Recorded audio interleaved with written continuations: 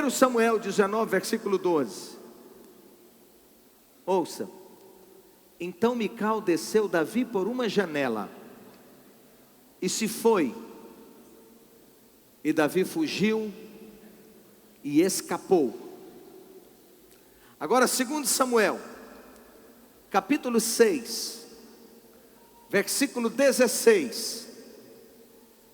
Diz assim: Mical, filha de Saul, estava olhando pela janela e vendo o rei Davi, que ia bailando, dançando e saltando diante do Senhor, desprezou a Davi no seu coração. Quem foi Mical? Domingo passado eu falei sobre Davi trazendo a arca, se lembram? Trazendo a arca de volta para Jerusalém, e que a cada 6 passos que eles davam, ele parava, sacrificava bois, oferecia ofertas ao Senhor, pulavam, dançavam, festejavam, glorificavam, choravam, exaltavam ao Senhor, e davam mais 6 passos, e repetiu esse processo novamente. A cidade parou, o país parou, todos foram para Jerusalém, para essa procissão santa, poderosa, gloriosa, de louvor e exaltação a Deus, conduzindo a arca até a presença de Deus. Diga comigo assim: a rainha não foi, a rainha não participou. Mical, a rainha, esposa de Davi, ficou em casa, ficou olhando tudo acontecer da janela da sua casa. E a Bíblia diz que ela desprezou a Davi no seu coração. Ela se encheu de crítica. Então diga: quem não participa, critica. Quem não se envolve, abre brecha, dá oportunidade para o diabo encher o coração. Vocês estão entendendo bem? Sim ou não? Quando eu fico distante, ouça, quando eu fico frio, distante, inerte, eu não participo, eu não me envolvo, eu começo a duvidar do que os outros fazem. Eu começo a questionar a seriedade daquilo que os outros fazem. Foi o que aconteceu com Mical. E quando Davi, terminada a festa, que ele ainda repartiu comida para todo mundo, que ele foi embora para casa, pegou comida para levar para casa, para celebrar com a sua família, quando ele entra em casa, feliz, transbordante, suado, o rosto brilhando, os olhos brilhando, ela vira para ele e fala assim: que papelão fez o rei de Israel? Que show, que vergonha foi o que você fez, pulando, saltando, igual um cabrito, saltando, se expondo, se mostrando para as mulheres. Olha que balde de água fria.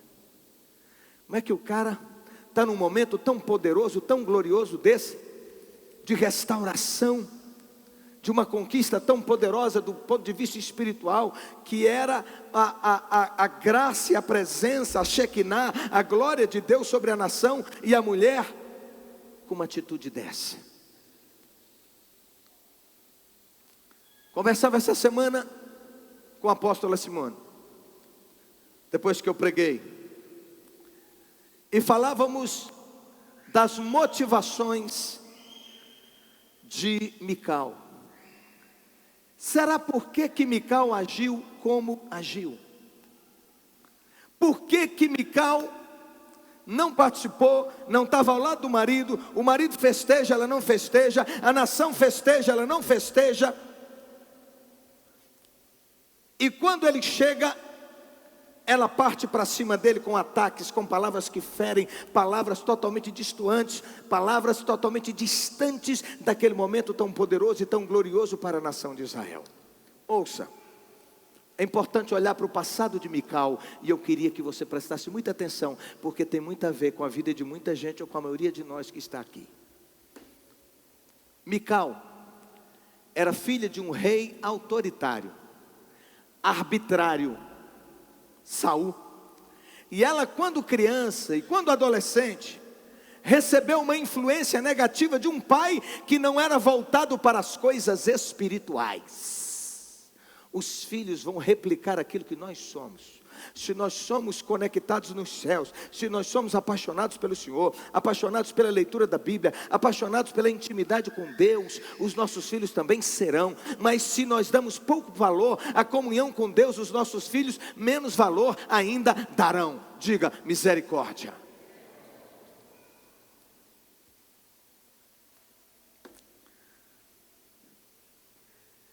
Ela recebeu uma influência de um pai que não era voltado para as coisas espirituais, que estava em ruptura com Deus, ele rompeu com Deus.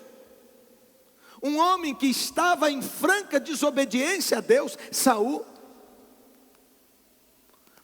rebelde contra Deus. E essa menina cresceu em um ambiente complicado e em uma casa dividida. Mical teve muitos traumas.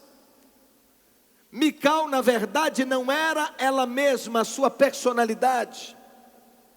O pai é quem administrava a sua vida. O pai é quem decidia por ela. O pai jamais a consultava para saber a sua vontade.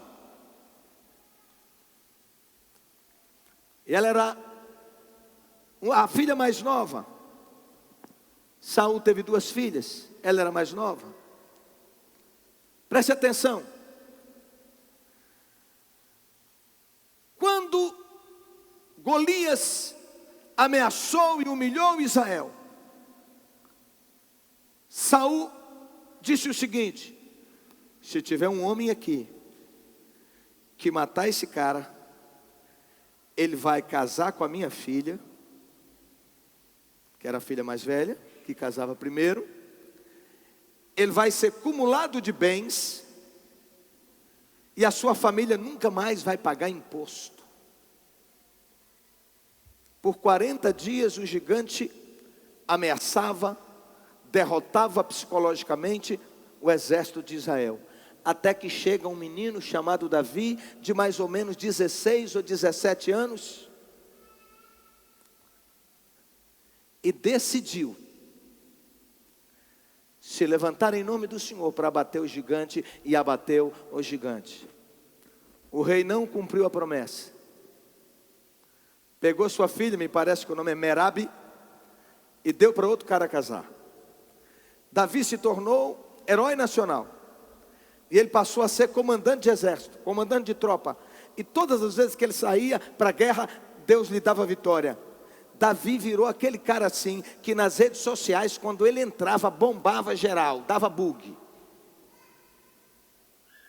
O país parava. As mulheres se derretiam. E elas até inventaram uma musiquinha. E quando voltavam da guerra, Saul está montado no seu belíssimo animal, Davi vem mais atrás, e a mulher está cantando: Saul matou os seus milhares, porém Davi 10 milhares. Aí pronto. Ele explodiu em ciúme. E ele disse: para mim só deram milhares, e para ele deram 10 milhares. O que é que falta para ele, a não ser o reino? E ele decidiu, a partir daquele dia, Saul decidiu, de todas as formas, matar Davi, eliminar Davi.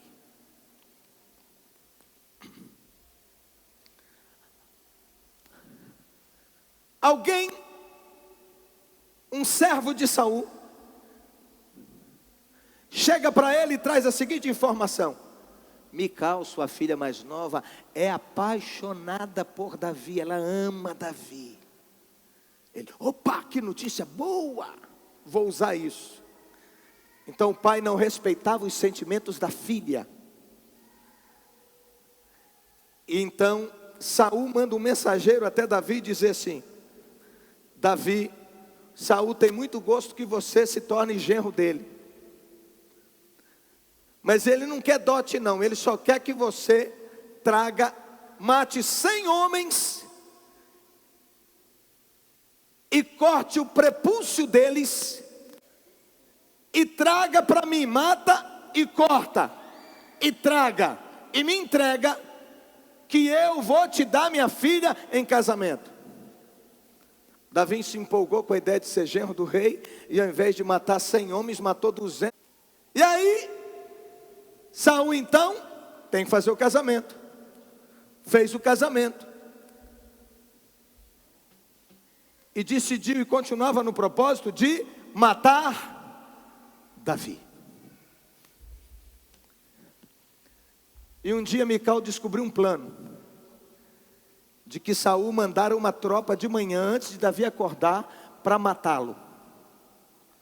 E ela virou para o marido e falou assim: meu bem, meu pai está vindo aí para matar você, e eu vou pôr você, vou ajudar você a fugir aqui por essa janela,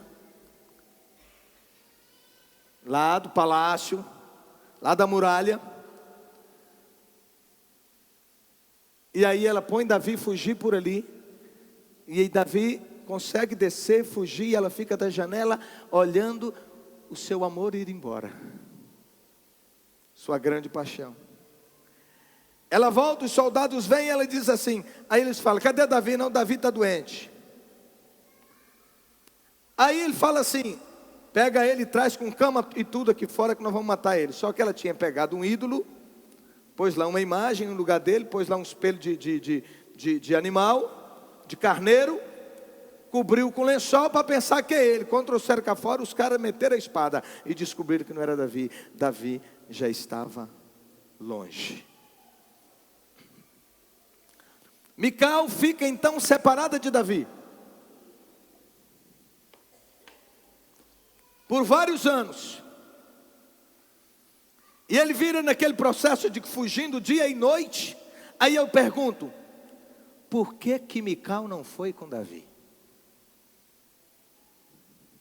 O lugar da mulher é aonde? Ao lado do marido.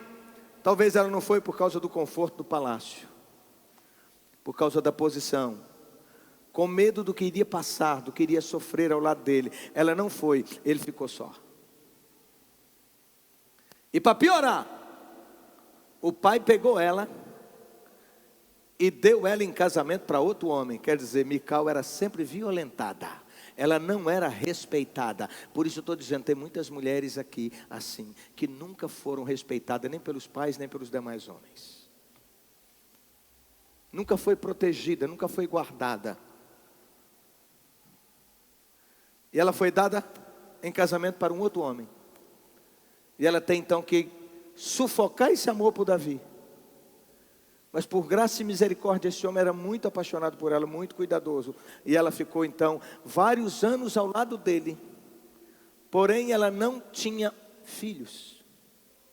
E ela ficou vários anos ao lado dele, aquietando a alma, sufocando as dores e tentando, quem sabe, recomeçar ou tocar a vida com o que lhe sobrara.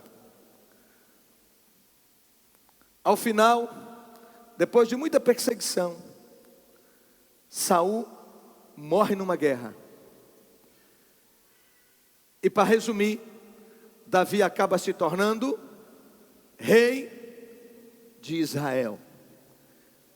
E uma das primeiras coisas que ele fez, quando Abner o procurou por uma aliança, e depois Isbosete, filho de Saul, ele diz: traga-me minha esposa. Esse foi o momento ainda mais difícil e mais doloroso para ela.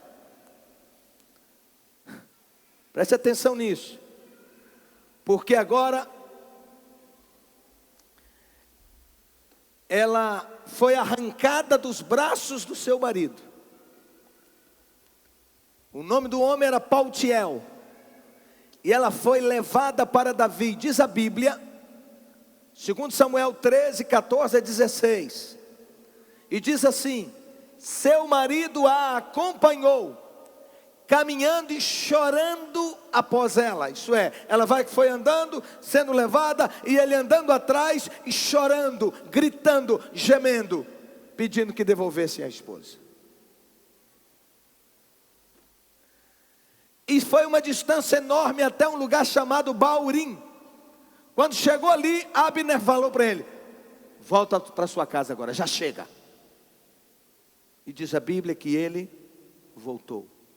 Mais uma vez, essa mulher é arrancada do marido para ser agora levada de volta para Davi. O marido, Paltiel, chora a perda da esposa, que acompanha toda a cena. E ela vai vendo, ele está chorando de lá e consequentemente ela chorando de cá. Mas não tinha o que fazer, ela não tinha direitos. A vida de Mical mostra que realmente é na família que ocorre o maior índice de rejeição. Quantas feridas abertas na vida dessa mulher por causa das imprudências dos homens. Seu pai,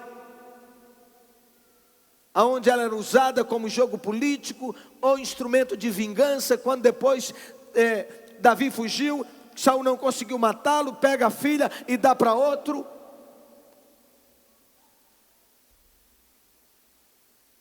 Como acontece ainda hoje com muitas mulheres que são abandonadas como se fossem objetos em desuso. Existem homens amargos e amargurados, preste atenção.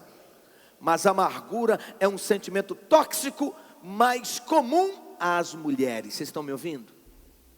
As mulheres têm uma tendência maior a ficar amarguradas.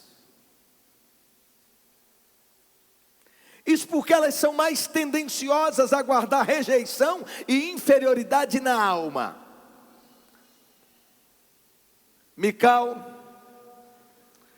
é o ícone bíblico de alguém que se tornou amargurado por fracassar em sua vida sentimental e familiar. Infelizmente, o fim dela foi se tornar uma mulher frustrada e estéril, porque a amargura gera esterilidade. Diga comigo, a amargura gera esterilidade. Ela que amou tanto o marido, o rei Davi, mas por causa de problemas familiares, viu seus sonhos serem destruídos pelos erros do próprio pai. E ela vai se trancando, ela vai ficando uma mulher infeliz. É por isso que quando ela se torna mulher do rei, a rainha, a esposa do grande e mais importante rei da história de Israel, ela não consegue vibrar com isso, ela não consegue celebrar com isso, ela não consegue se alegrar, ela não consegue participar da vida dele, ela não consegue nem abrir a sua alma, a sua vida para um novo momento, para de fato ser feliz. Também, quem sabe, talvez pelo fato também de ter que dividir Davi com outras mulheres, e com Paltiel era só ela, Paltiel era só dela.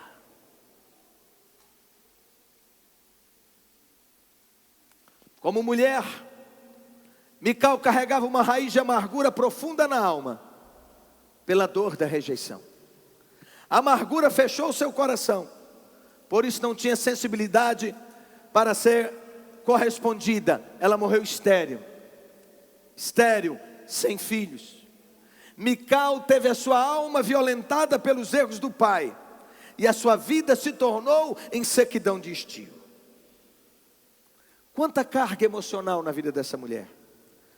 Como se não bastasse, ela não podia ter filhos, o que era considerado como uma desonra naquela sociedade. Uma mulher naquele tempo que não pudesse ter filho, era considerada uma mulher de segunda categoria, de menor importância. E principalmente se tratando da esposa de um monarca, que precisaria necessariamente de um herdeiro para ocupar o trono. Mical permitiu que seus traumas não resolvidos trouxessem cegueira espiritual. E por causa disso, não pôde compreender o significado daquele ato tão poderoso, tão glorioso, o maior de todos na vida de Davi, seu marido. E quero te fazer uma pergunta. Será que você, meu irmão ou minha irmã, tem deixado seus traumas do passado interferirem na sua vida atual? Segunda pergunta: será que o fantasma da traição ou de ter sido abandonado no passado não está influenciando negativamente no seu comportamento no momento atual? Será que você não está passando dos limites? A pessoa amada ou o seu companheiro ou companheira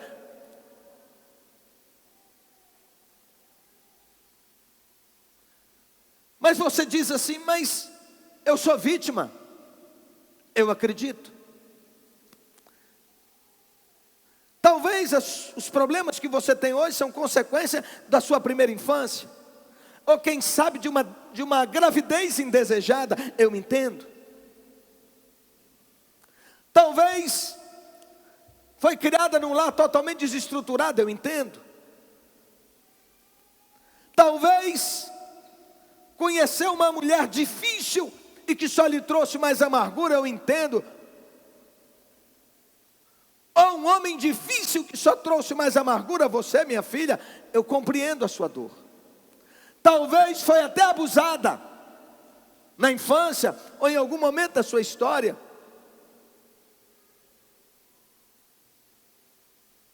Mas o que eu quero te dizer é: independentemente da sua dor, independentemente do seu passado, você precisa decidir parar de carregar essa dor na sua vida. Talvez você está traumatizada por ver seus pais viverem tão mal que tem medo de casar. Eu compreendo. Mas o que eu quero te dizer é: tem da parte de Deus vida abundante para a sua vida. Deus não quer que você continue carregando os fardos que você tem carregado. Dê um glória a Deus, por favor. Mais forte.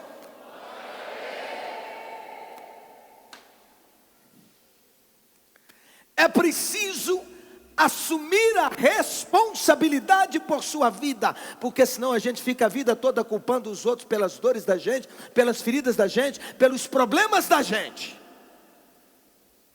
e não vai ser feliz nunca, porque só passa a vida culpando os outros, e cada vez você está mais amargurado. É por isso que depois você não consegue celebrar, é por isso que você não consegue viver, é por isso que a sua vida você não consegue celebrar com a vitória dos seus filhos, com a vitória do seu marido, ou com a vitória da sua esposa, ou com a vitória de alguma outra pessoa, nem as suas próprias conquistas. Por quê? Porque o coração foi tomado por amargura. Preste muita atenção no que eu estou te falando, que é muito forte. Entenda isso em nome de Jesus. Por isso que eu te falei que essa palavra era uma palavra muito forte, muito importante.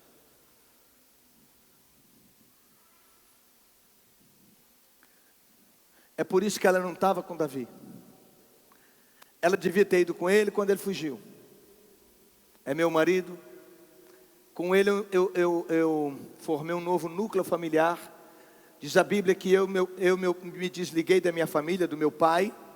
E agora estou do lado do homem que eu amo. Eu fiz uma aliança com ele, então onde ele vai eu vou com ele. Ela poderia ter passado por tudo isso e mais, nesse tempo ter amadurecido, recebido amor por parte de Davi, respeito por parte dos soldados e crescido, porque as lutas, quando a gente enfrenta as lutas com vontade de crescer, a gente amadurece, a nossa personalidade e o nosso caráter é tratado e a gente vai sendo fortalecido para coisas muito maiores na nossa vida. Luta não mata. O que mata é a inércia, é a falta de coragem de abraçar as lutas, de encarar as lutas, de encarar os problemas. Hoje me mandaram um vídeo, não me lembro mais quem mandou, eu recebo muito vídeo. Há uma prima minha lá da Itália que me mandou, me lembrei. E aí é um material e tem a fala é em italiano, mas está lá a legenda em português. E o autor fala assim: Quando a nossa vida, olha para mim, quando a nossa vida está só uma linha assim, é sinal de que nós morremos.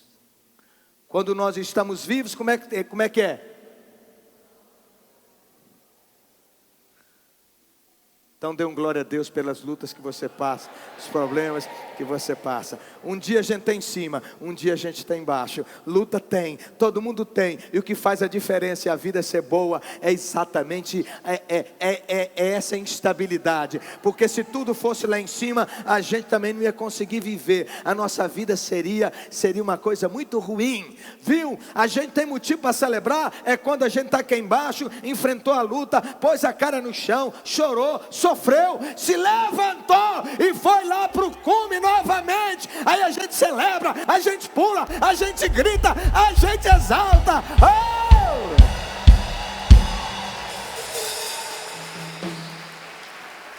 Aí a gente tem história para contar. E mais, a gente tem autoridade para ajudar os outros que estão passando por luta e por sofrimento hoje. Glorifica Jesus. Ei!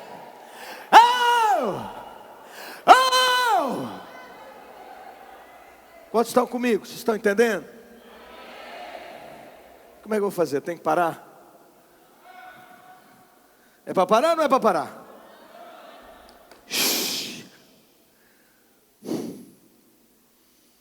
Aprenda que o que passou, passou. E o passado ficou para trás. Dê um glória a Deus. Me mandaram um outro vídeo. E é engraçado assim que Deus usa esse negócio. Ó, presta atenção. No dia que eu estou essa semana com a minha mente voltada sobre Mical, sobre amargura, sobre perdão e restauração, me chega esse lá da Itália. Peguei. E hoje à tarde me mandaram um outro. É alguém daqui. Esqueci quem agora. Daqui a pouco eu lembro. Me mandou outro. De um cara, de um pastor que está na moto. Lembra? Quem viu esse? E falando dessa lição. E dizendo que fez um treinamento com o pessoal dos Estados Unidos. E que eles tinham que fazer círculo em 8. E depois tinha que sair à direita. E dizer que quando ele ia fazer, ele caía. Aí o instrutor ensinou para ele: você está caindo porque você está olhando para baixo. Meu Deus. Aí ele disse assim: você não pode olhar para baixo fazendo esse exercício, você tem que olhar para a saída. Então você vai fazer essas curvas aqui, mas de olho na saída. E dizer que quando ele fez isso, que ele tirou os olhos do chão, ele achou a saída e ele saiu de boa. Dá um glória a Deus. Então ficar olhando para trás, ficar olhando para baixo, ficar com a cabeça curvada, ficar olhando para problema, só vai te jogar para baixo. Você está entendendo isso? Você não está entendendo. Você está entendendo, Santinha? Amém?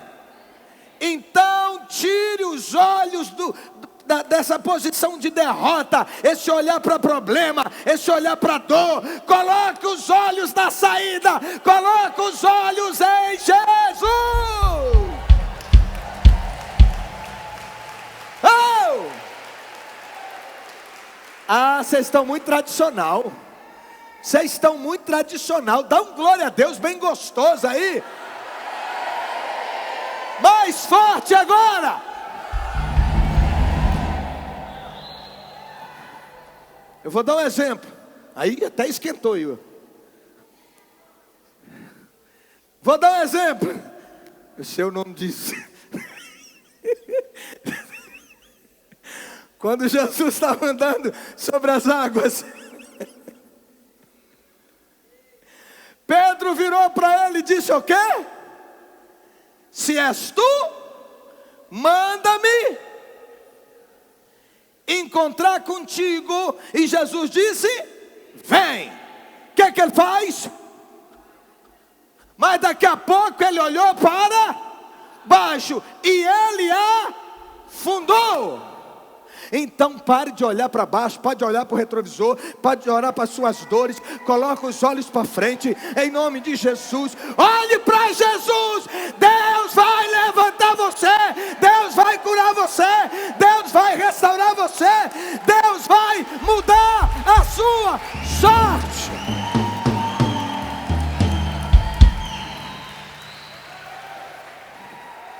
Fique em pé. Fique em pé, por favor. Não quero cansá-los, eu quero parar. Próximo domingo a gente dá sequência a esse tema. Aleluia. Oh! Se te der um limão, se a sua vida é um limão, faça dele uma limonada.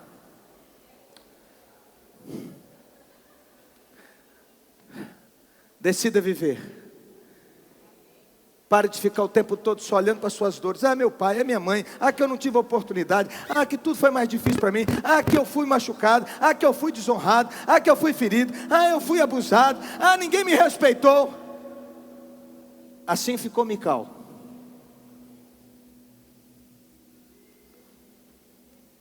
E ela é rainha e não se comporta como rainha. Ela se comporta como uma escrava, como alguém que está preso, porque a alma está presa. E se a sua alma estiver presa, você não vai conseguir se alegrar com nada, nem com as vitórias dos seus filhos. Você não vai conseguir curtir nem seu marido. Você não vai curtir nem sua mulher, louca para o seu lado para viver, para ser feliz junto com você. E você está lá com o coração trancado. Toda atitude dela você faz uma leitura diferente. Sabe por quê? Olha para mim.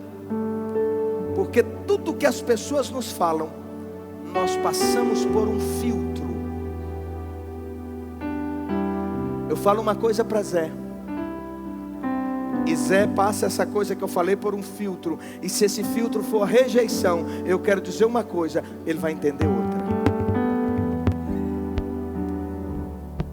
Quantas vezes eu vejo isso? Quantas e quantas vezes a gente quer dizer uma coisa, a pessoa entende outra, porque passou pelo filtro da rejeição.